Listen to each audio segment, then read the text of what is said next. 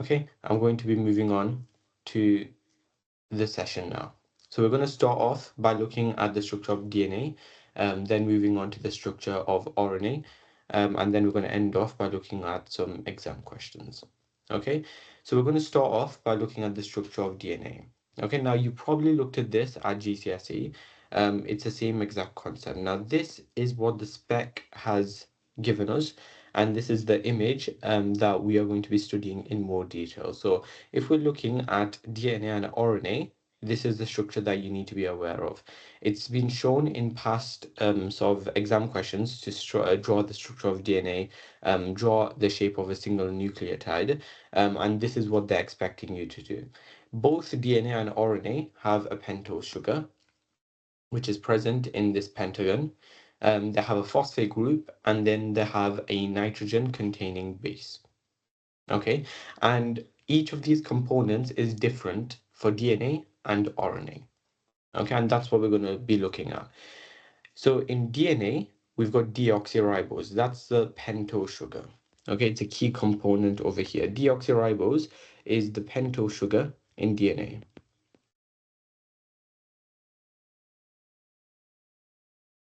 Is the pentose sugar in DNA. It's got a phosphate group and one of the organic bases, um, adenine, cytosine, guanine, or thymine. A, C, T, or G. The same exact four bases that you would have heard of at GCSE.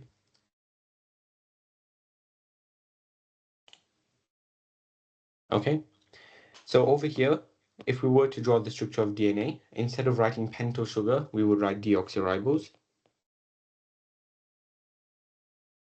And instead of nitrogen containing base, we would write adenine, thymine, cytosine, or guanine.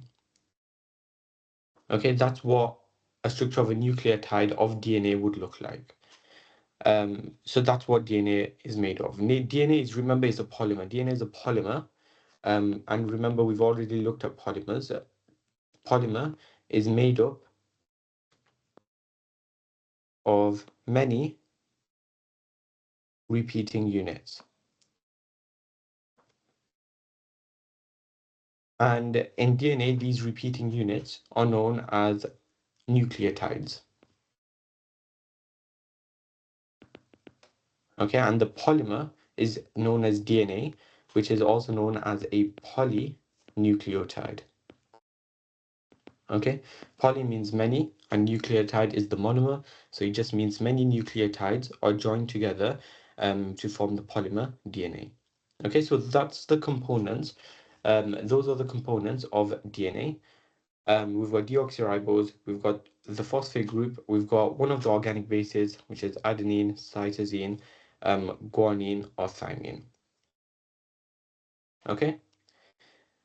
Now, you're probably wondering that we've already seen starch, we've seen cellulose, we've seen glycogen, and we saw that they are made of many repeating units. We saw that glucose produces maltose and water, and that's a condensation reaction.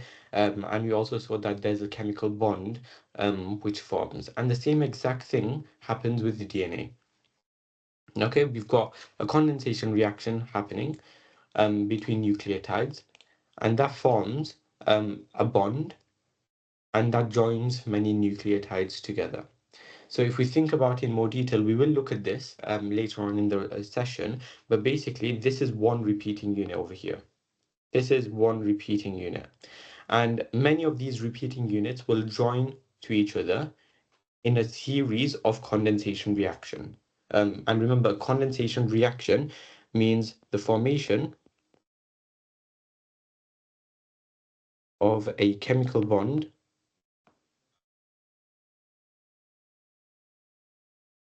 releasing a molecule of water. That's what a condensation reaction is. We've looked at hydrolysis reactions and condensation reactions. Hydrolysis reactions is the breaking of a chemical bond by using a molecule of water. Condensation reaction is the complete opposite. It's the formation of a chemical bond by using a molecule of water. Okay, so condensation reaction happens between two nucleotides forming a phosphodiester bond. Okay, just a minute. Okay. Okay. So that's what happens between two nucleotides, a condensation reaction. And the final thing that I'm going to say for this slide is basically DNA is a polymer. We've already seen that DNA is a polymer, and it has the shape of a double helix, which is again something you should be familiar with from GCSE. Remember, the structure of DNA is something like this. It's in a helix sort of shape. So DNA, this is a double helix. It's in a double helix sort of shape. Something like that. Okay, I know that's a really bad diagram, but it's in a shape such as that. Okay, and we're going to look at these condensation reactions in much more detail. So don't worry if you've not got the gist of it already. We will have a look at it. Okay, if you guys have any questions at any point, please just let me know in the Q&A. I'll be happy to answer them for you. Okay, so now we're going to move on to looking at the importance of DNA.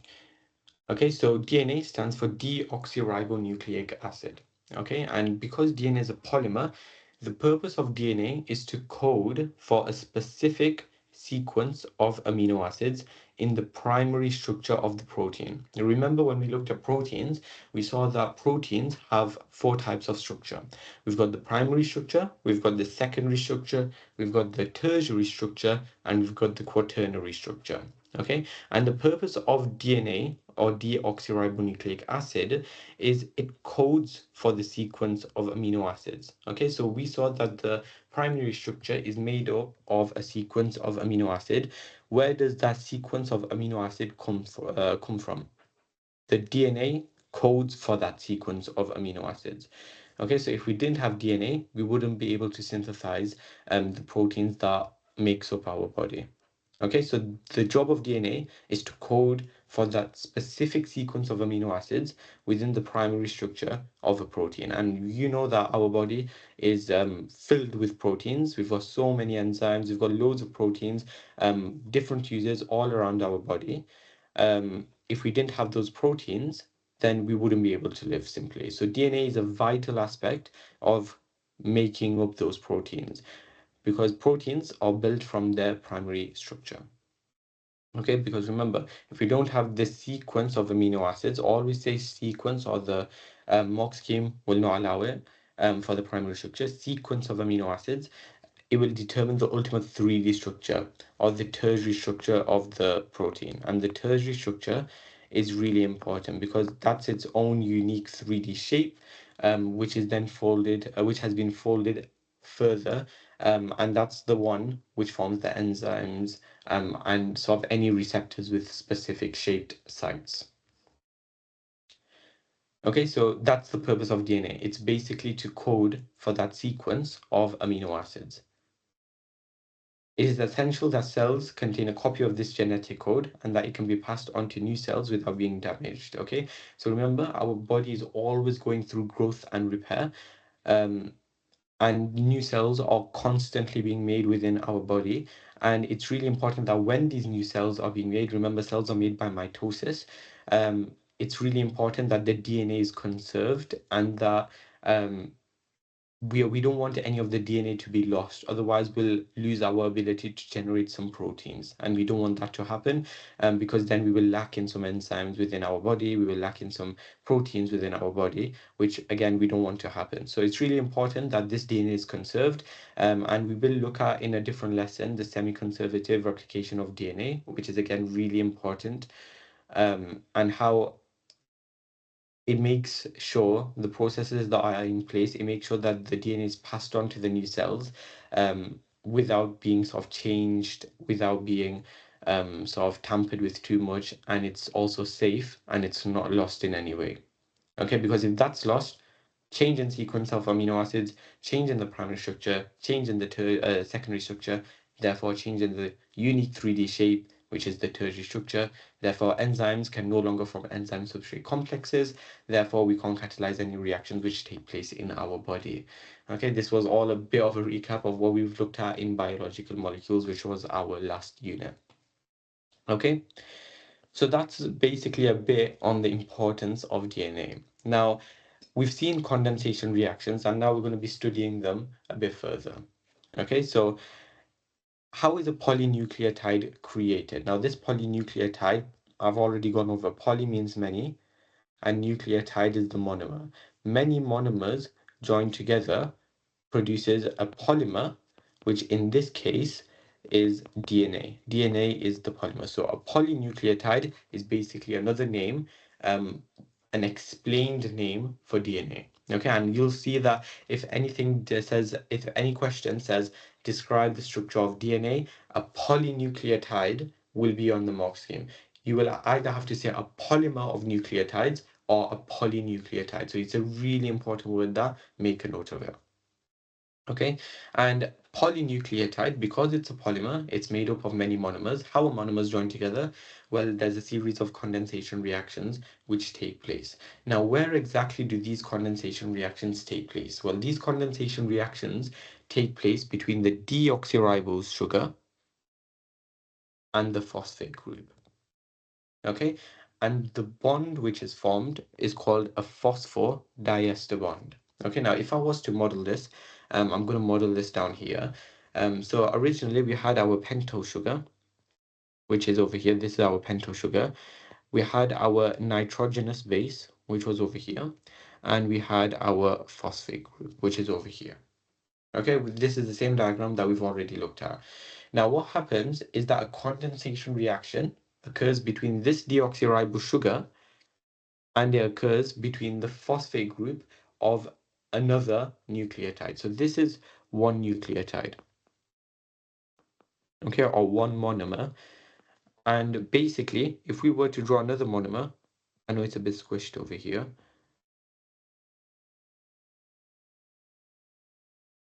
Okay, this is another monomer. That's basically what's happening there. Okay, can you see this is the deoxyribose, and that's forming a bond with the phosphate group of another nucleotide. If you were to draw it again over here,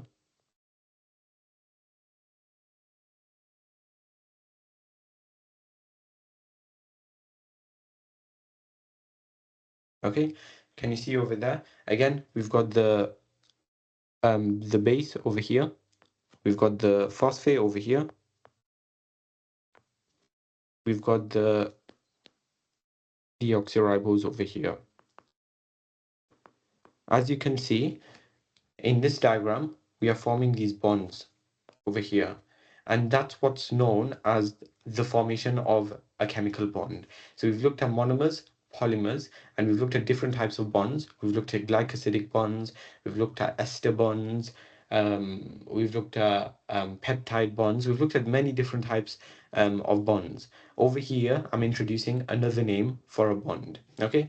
And this is a relatively simple bond to remember. The reason why is because you just need to remember where it's happening. It's happening between the phosphate of one nucleotide and the deoxyribose of another nucleotide. Bear in mind where this bond happens because they will ask you in exams. I've seen questions asked about how is a phosphodiester bond formed? Okay, so if it's a chemical bond formed between the deoxyribose sugar of one nucleotide and the phosphate group of another nucleotide, releasing a molecule of water in a condensation reaction. That's what it is. So over here, this is what you call the phosphodiester bond. Okay, and that's happening between the phosphate group of one nucleotide and the deoxyribose of another nucleotide. It's really important that you remember that bond. Okay, and when this bond has formed, it's a condensation reaction. And because it's a condensation reaction, H2O is released. Okay, remember that as well. Those are easy points that everyone misses out in exams. Okay, so a polynucleotide is created by condensation reactions between the deoxyribose sugar and the phosphate group. This creates a phosphodiester bond. Okay, now you've probably heard of phosphodiester bond for the first time. Now, where did this come from? But basically, phosphodiester bonds are another word for strong covalent bonds. So if you do chemistry, um, again, I teach chemistry as well. If you do chemistry, you would know a lot about covalent bonds. Phosphodiester bonds are strong covalent bonds, and you're probably aware that covalent bonds are much stronger than sort of other types of bonds because they're just sharing electrons. Covalent bonds are stronger than intermolecular forces, and they require a lot of energy to break. And phosphodiester bonds are basically a type of covalent bond. Okay, and the reason why they are really strong, it has to be strong covalent bonds because what we're dealing with here, we're dealing with the DNA. We don't want the DNA to break down. If these bonds were weak, then DNA would just simply split in half. It would keep splitting, and the DNA won't be conserved, and there will be mutations within your body, and then the DNA won't get passed on to the cells which are going through mitosis. Simple as. Okay, so these phosphodiester bonds are strong covalent bonds. They have to be strong so they can protect the DNA. Um, Imagine you're in a yeah, you're living in a sort of place which is prone to attack. If you're living in a place that's prone to attack, you need security of your own place, otherwise you're going to get attacked. And these covalent bonds basically are like that. They are strong covalent bonds, and they protect the inside matter of it. They will protect the DNA to ensure that the genetic material is not broken down at any cost. Okay. The polynucleotide has a strong sugar phosphate backbone. This describes the strong covalent bonds between the sugar and the phosphate groups that hold the polymer together. We've already gone through that and we've looked at an example there as well. Okay, so that's one type of bond which is present in DNA. Okay, remember DNA is a polymer or a polynucleotide which is made up of many nucleotides. Okay, now what we're going to move on to is another type of bond. Okay, and they are called hydrogen bonds. Again, chemistry links with biology with a lot, like really a lot. So you probably, if you do chemistry, you would have studied about hydrogen bonds in chemistry, and hydrogen bonds come up in biology as well. So if you have a sort of bit of pre-understanding about hydrogen bonds, it would be really helpful in this scenario. Okay. So we're looking at complementary base pairings. Now, if we look at the word complementary, well, that means an exact fit. When do we use complementary? When we're talking about enzymes, substrates, the lock and key model, sort of anything like that is complementary. A receptor fitting its sort of any sort of if we're talking about the nervous system, receptors, neurotransmitters, anything like that, anything which makes a perfect fit is basically complementary. Okay, now over here with DNA, we have bases. We have nitrogenous bases, which is adenine, thymine, cytosine, and guanine. Okay, so the DNA polymer occurs in pairs, and these pairs are joined by hydrogen bonds between the bases. This is how the double helix is created as the two chains twist. Okay, now I'm going to draw you an image over here. So remember, um, we had a pentose sugar over here, we had a nitrogenous base, and we had a phosphate group. Okay, we had a pentose sugar, we had a phosphate, and then we have a nitrogenous base. We have a pentose sugar, we have a phosphate, and then we have a nitrogenous base. And remember, these are connected by phosphodiester bonds, just like that. Now, you're probably wondering that over here, this will go on forever. This will go on for a really long time. Okay, this will form a really long chain because it's a polymer. It's going to be made up of many repeating units. So you're probably going to think, okay, so it's made up of many repeating units, but DNA has a double helix. Okay, this is just a single helix that we're forming. What's the use of that? Well, DNA does have a double helix, and the key point over here that you need to remember is that there are two chains which are going parallel to each other. Okay, so this is one. Okay, there's another one. There's another one which goes on parallel towards him. Okay, And this time you have the nitrogenous base, and then you have the phosphate.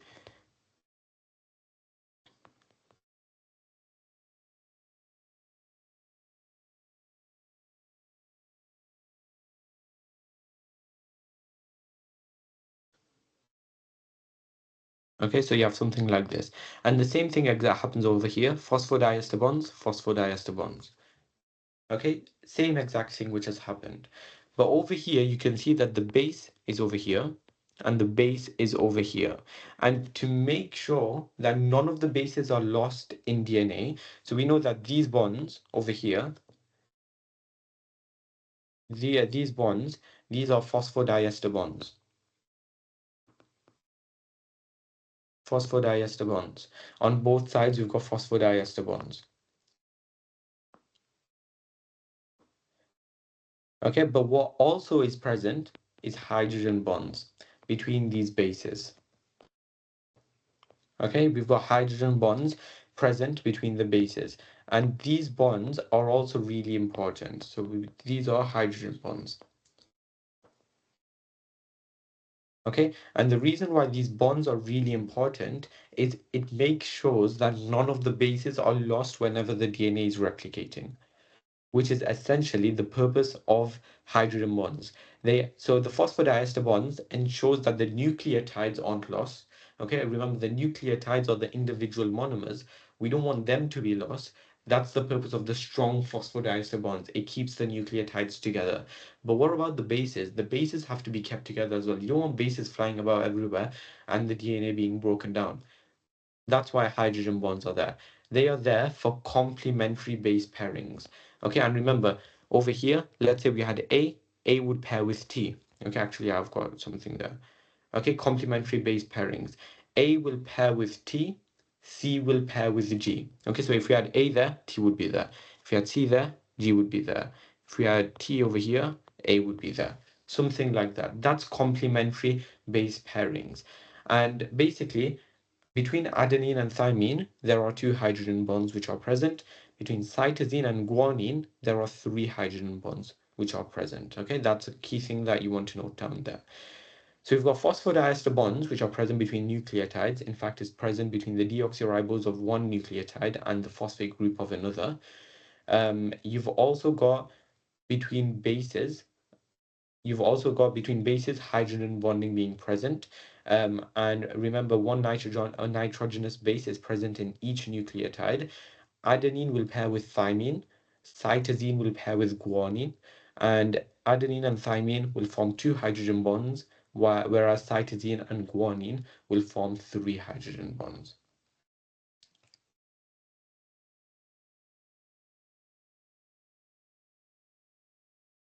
Okay?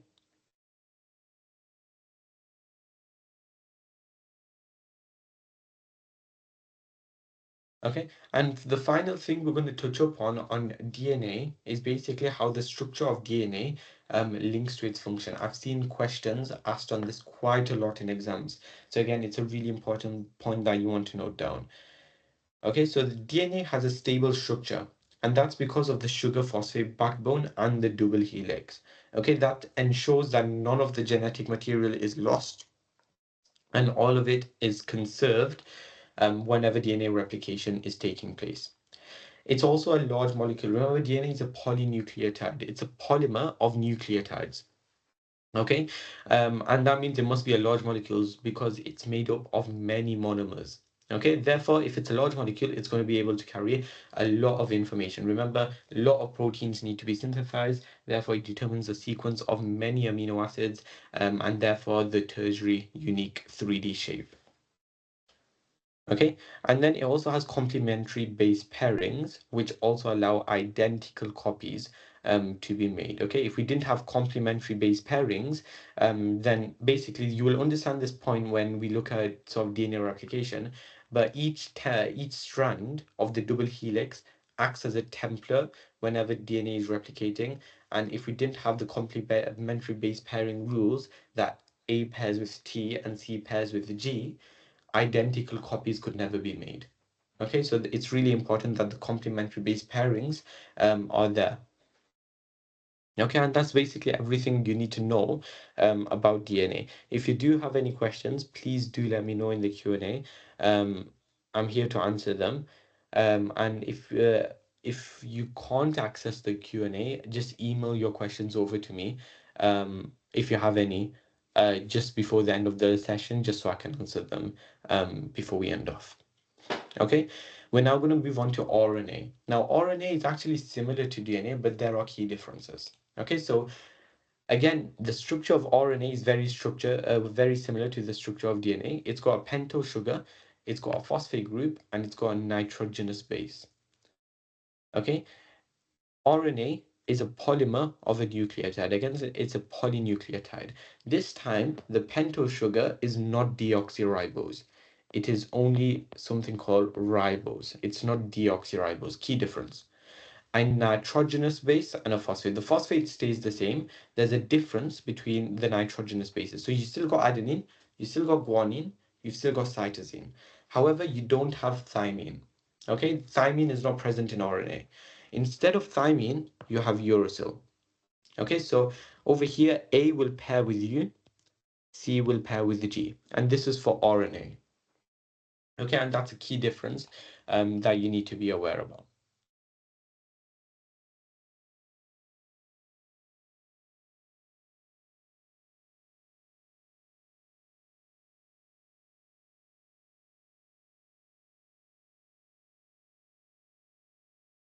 Okay. So now we've looked at the structure of RNA. We finally, before we move on to some exam questions, we're just going to compare the DNA against RNA. So DNA is longer, RNA is shorter. If you want to take a quick screenshot of this sort of table, feel free to do so. If you have filled out the form which is in the Q&A, or scan the QR code which was at the start of the session, just to confirm your attendance, you will receive the slides. So it would be worth just listening. But if you haven't, or you've been unable to, just take a screenshot for the time being. So basically, DNA is longer than RNA. And one way that I remember that is the sugar in DNA is called deoxyribose. Deoxyribose is longer than ribose, therefore DNA is longer than RNA. DNA is a double helix polymer.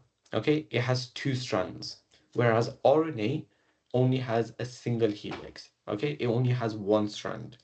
The sugar in DNA is called deoxyribose, whereas in RNA, the sugar is called ribose. The bases in DNA, the nitrogenous bases, are adenine, thymine, cytosine, and guanine, whereas in RNA, the bases are adenine, uracil, cytosine, and guanine. Okay, and finally, the function of DNA is that DNA holds the genetic information, whereas RNA transfers the genetic information from the DNA to the ribosomes. That's the purpose of RNA. Okay, it transfers the genetic information from the DNA to the ribosomes. Why does it transfer it from the DNA to the ribosomes? You're probably thinking, well, remember, DNA determines the sequence of amino acids in the primary structure of a protein. Because it determines that sequence of amino acids, where are these proteins going to be made? They're going to be made on ribosomes. Therefore, the RNA has to transfer this genetic information from the DNA to the ribosomes so these proteins can be synthesized, so the primary structure of the protein can be produced, and then it can be processed even further into the secondary structure, and then into the tertiary structure, and into the quaternary structure.